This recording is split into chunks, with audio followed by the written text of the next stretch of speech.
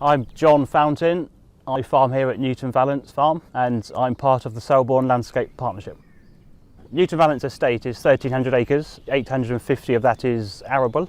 We have 200 acres of woodland and 250 acres of permanent grass, game cover and stewardship.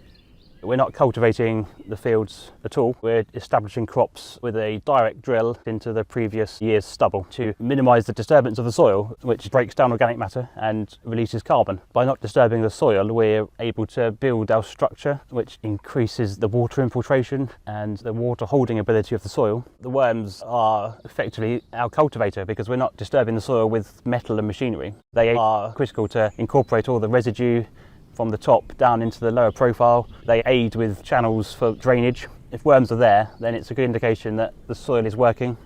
We're growing the cover crops, which is giving us lots of benefits by having roots in the soil, which goes to feed all of the soil life, the bacteria and the fungi. But we're also wanting to sequester carbon into the soil because that, again, is what really feeds all of the soil life. So throughout the rotation, we're wanting to have cover all year round. We're using GPS technology for steering the tractors. We're also using technology to enable us to be better at applying and accuracy of applying inputs such as fertiliser and sprays. We're using yield monitoring on the combine so we can determine which parts of fields are yielding better or not so good, and which we can then use to identify problems in the field. It's a good tool sort of management to see how the farm is performing.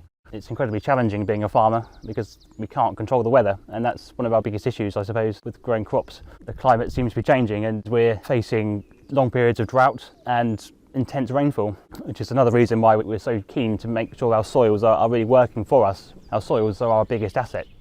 The more sustainable farming approach, it's made farming, in my mind, more interesting because it's going away from the norm. There's so much to learn. We've been doing it for 5 years now and we still don't know all the answers, and we still try new things, and some things work, some things don't work. I think it's made farming even more of a challenge and interesting.